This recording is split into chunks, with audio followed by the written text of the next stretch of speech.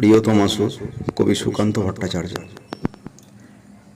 সীমান্তে আজ আমি প্রহরী, অনেক রক্তাক্ত পথ অতিক্রম করে আজ এখানে এসে থমকে দাঁড়িয়েছি স্বদেশের সীমানায়।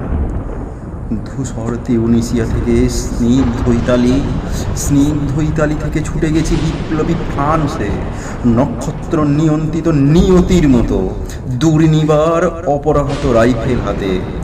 ফ্রান্স থেকে প্রতিবেশী বার্মাতেও আজ দেহে আমার সৈনিকের কড়া পোশাক, হাতে এখনো দুর্জয়ের রাইফেল, রক্তে রক্তে তরঙ্গিত জয়ের আর শক্তির দুর্বহ দম্ভ। আজ এখানে সীমান্তের প্রহরী আমি। আজ নীল আকাশ আমাকে পাঠিয়েছে নিমন্ত্রণ, স্বদেশের হাওয়া বয়ে এনেছে অনুরোধ, চোখের সামনে খুলে ধরেছে সবুজ চিঠি।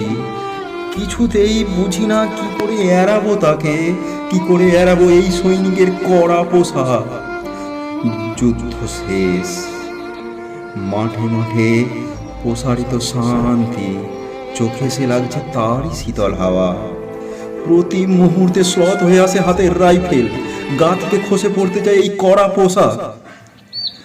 রাত্রে চাঁদ ওঠে, আমার চোখে ঘুম নেই। তোমাকে ভেবেছি কতদিন, কত শত্রুর পদক্ষেপ শোনার প্রতীক্ষার অবসরে, কত গোলা ফাটার মুহূর্তে, কতবার অবাধ্য হয়েছে মন যুদ্ধ জয়ের ফাঁকে ফাঁকে, কতবার হৃদয়ে জ্বলেছে অনুশোচনার অঙ্গারে তোমার আর তোমাদের ভাবনায়। তোমাকে ফেলে এসেছি দারিদ্র্যের মধ্যে, ছুঁড়ে দিয়েছি দুর্ভিক্ষের আগুনে, ঝড়ে আর বন্যায়, মারি আর মড়কের দুঃসহ আঘাতে বারবার বিপন্ন হয়েছে তোমাদের অস্তিত্ব। আর আমি ছুটে গেছি এক যুদ্ধক্ষেত্র থেকে আর এক যুদ্ধক্ষেত্রে। জানি না আজও আছো কি নেই, দুর্ভিক্ষে ফাঁকা আর বন্যায় তলিয়ে গেছে কিনা ভিটে, জানি না তাও। তবু লিখছি তোমাকে আজও আত্মম্ভর আশায়। ঘরে ফেরার সময় এসে গেছে, জানি আমার জন্য কেউ প্রতীক্ষা করে নেই। মালায় আর পতাকায়, প্রদীপে আর মঙ্গল ঘটে, জানি সম্বর্ধনা রটবে না লোক মুখে, মিলিত খুশিতে মিলবে না বীরত্বের পুরস্কার। তবু একটি হৃদয় নেচে উঠবে আমার আবির্ভাবে, সে তোমার হৃদয়। যুদ্ধ চাই না, যুদ্ধ তো থেমে গেছে। পদার্পণ করতে চায় না মন ইন্দোনেশিয়ায়।